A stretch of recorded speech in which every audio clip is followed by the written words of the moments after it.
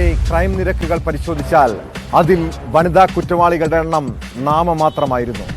എന്നാൽ ഇപ്പോൾ കൊലക്കേസിലും തട്ടിപ്പിലും ലഹരിക്കടത്തിലുമൊക്കെ സ്ത്രീകളുടെ പങ്ക് വർദ്ധിക്കുകയാണ്.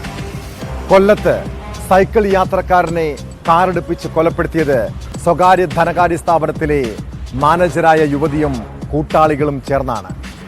BSNL റിട്ടയർഡ് എഞ്ചിനീയർ പാപ്പച്ചനാണ് മെയ് 26-ന് കൊല്ലപ്പെട്ടത്. വെറും അപകടമരണമായി കണ്ട് എഴുതിത്തള്ളിയ കേസാണ് 2.5 മാസത്തിന് ശേഷം കൊലപാതകമെന്ന് തെളിഞ്ഞത്. പാപ്പച്ചന്റെ ബാങ്ക് നിക്ഷേപം തട്ടിയെടുക്കാനായിരുന്നു കൊലപാതകമെന്ന് പോലീസ് പറയുന്നു. കേസിൽ കൊട്ടേഷൻ സംഘങ്ങളടക്കം 5 പേർ പോലീസിന്റെ പിടിയിലായി.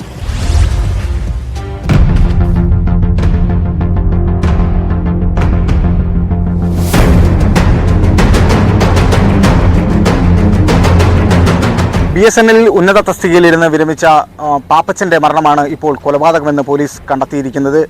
കഴിഞ്ഞ മെയ് 23-നാണ് ഈ കേസിനാസ്പദമായ സംഭവം ഉണ്ടായത്.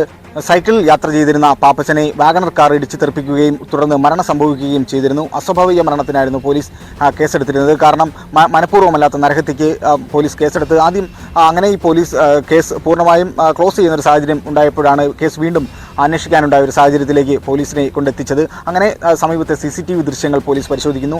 ഏകദേശം 100-ൽ പരം CCTV ദൃശ്യങ്ങളാണ് പോലീസ് ഇതുമായി ബന്ധപ്പെട്ട് പരിശോധിച്ചത്. സാഹചര്യ തെളിവുകളെല്ലാം തന്നെ കൃത്യമായി പരിശോധിച്ചു. അങ്ങനെയാണ് ഈ വാഗണർ കാറിൻ്റെ ഉടമയെ തേടി പോലീസ് എത്തുന്നത്. വാഗണർ കാറിൻ്റെ ഉടമയിൽ നിന്ന് കിട്ടിയ ചില നിർണായക വിവരങ്ങളാണ് ഇത് കേസ് മുന്നോട്ട് കൊണ്ടുപോകാൻ പോലീസിന് സഹായകരമായത്. അന്നേ ദിവസം വാടകയ്ക്കെടുത്തത് അനുമോൻ എന്ന ഒരു വ്യക്തിയായിരുന്നു. അനുമോൻ്റെ ക്രിമിനൽ പശ്ചാത്തലം കൃത്യമായി മനസ്സിലാക്കിയ പോലീസ് അനുമോനെ തേടി പോലീസ് എത്തുന്നു. അങ്ങനെ അനുമോനെ പോലീസ് കസ്റ്റഡിയിലെടുക്കുന്നു. അപ്പോൾ അനുമോനോട് ആദ്യം ചോദിച്ചപ്പോൾ അനുമോൻ ഇതെല്ലാം തന്നെ നിഷേധിക്കുന്ന ഒരു സാഹചര്യമായിരുന്നു ഉണ്ടായത്. തനിക്ക് വാഹനം ഓടിക്കാൻ പോലും അറിയില്ല എന്നാണ് അനുമോൻ പോലീസിന് ആദ്യം മൊഴി നൽകിയത്. പക്ഷേ ഇതൊന്നും തന്നെ പോലീസ് മുഖവിലേക്ക് എടുത്തിരുന്നില്ല. കാരണം അനുമോന് വിദേശ രാജ്യങ്ങളിലടക്കം വാഹനം ഓടിക്കാനുള്ള ലൈസൻസ് ഉണ്ട് എന്ന് പോലീസ് മനസ്സിലാക്കിയിരുന്നു. അങ്ങനെ അനുമോനെ കൃത്യമായി വിശദമായി ചോദ്യം ചെയ്തപ്പോഴാണ് ഈ കൊലപാതകത്തിൻ്റെ ചുരുൾ കൃത്യമായി തന്നെ അഴിയുന്നത്. കൊല്ലത്ത് പ്രവർത്തിക്കുന്ന സ്വകാര്യ പണമിടപാട് സ്ഥാപനത്തിലെ 2 വ്യക്തികളാണ് തനിക്ക് കൊട്ടേഷൻ നൽകിയത് എന്ന് പോലീസിന് അനുമോൻ മൊഴി നൽകുന്നു. അതിൻ്റെ കാരണം തിരക്കിയപ്പോഴാണ് പോലീസിന് ഞെട്ടിക്കുന്ന വിവരങ്ങൾ അറിയാൻ കഴിഞ്ഞത്. പപ്പച്ചനുടെ മോൾ ഒരു പരാതിയും ജൂൺ മാസം നമ്മുടെ ഓഫീസിൽ കൊടുക്കുകയും ചെയ്തു. അതിൻ്റെ ഒപ്പം തന്നെ ഇതിനകത്ത് പപ്പച്ചനുടെ ഫൈനാൻഷ്യൽ ട്രാൻസാക്ഷനുമായിട്ടുള്ള സംശയങ്ങൾ ഈ പോലീസ് അതോറിറ്റീസിനെ ഇവരുടെ മോൾ അവതരിപ്പിച്ചു. പക്ഷെ ആ സമയത്ത് ഈ അനിമോൻ പിന്നെ ബാക്കി ബാങ്ക് ഈ മിനി മുത്തൂട്ട് നിധി ലിമിറ്റഡ് കൂടെ ജീവനക്കാരുമായിട്ടുള്ള കണക്ഷൻ നമുക്ക് വലിയ ആയിരുന്നില്ല. അത് കൂടുതൽ അന്വേഷിച്ചിട്ട് ഏകദേശം ഇതിനകത്ത് 1 മാസത്തിൻ്റെ ഫോളോ അപ്പിൻ്റെ ഫലമാണ് നമ്മൾ ഇന്ന് കാണുന്നുണ്ട്.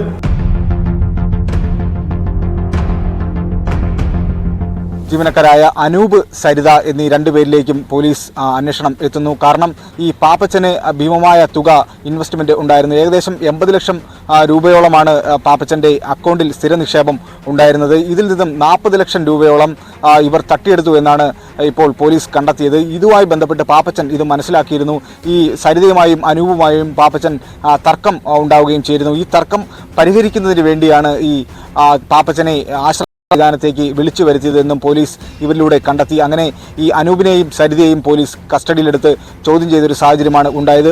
അപ്പോൾ വിശദമായ ചോദ്യം ചെയ്യൽ കൊലപാതകം എന്ന് പോലീസ് കണ്ടെത്തുകയും ചെയ്തിരിക്കുന്നു. ഈ സംഭവവുമായി ബന്ധപ്പെട്ട് 5 പേരാണ് ഇപ്പോൾ പോലീസ് കസ്റ്റഡിയിൽ ഉള്ളത്.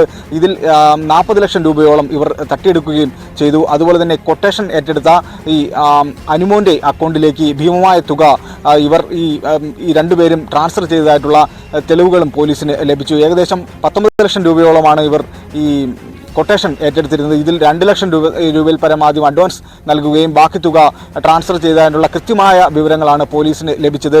ആശ്രമം പോലീസാണ് ഈ കേസ് അന്വേഷിച്ചുകൊണ്ടിരിക്കുന്നത്. ഉടൻ തന്നെ ഇവരെ കോടതിയിൽ ഹാജരാക്കി റിമാൻഡ് ചെയ്യും എന്നാണ് നമുക്കിപ്പോൾ അറിയാൻ കഴിയുന്ന ഏറ്റവും പുതിയ വിവരം.